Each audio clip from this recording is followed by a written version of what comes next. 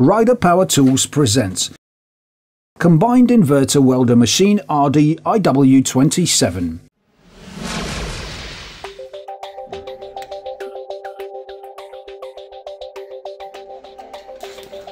The combined inverter welder machine for manual electric arc welding with electrodes or welding wire, RD IW27, combines two inverter welder machines.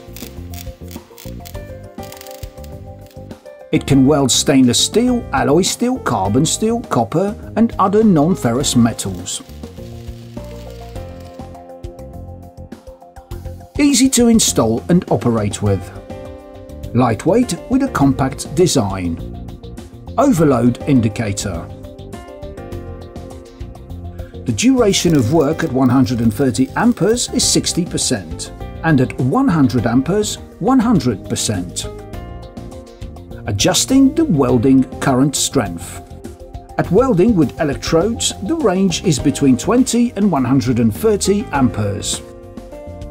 At welding with welding wire, it is from 30 to 130 amperes.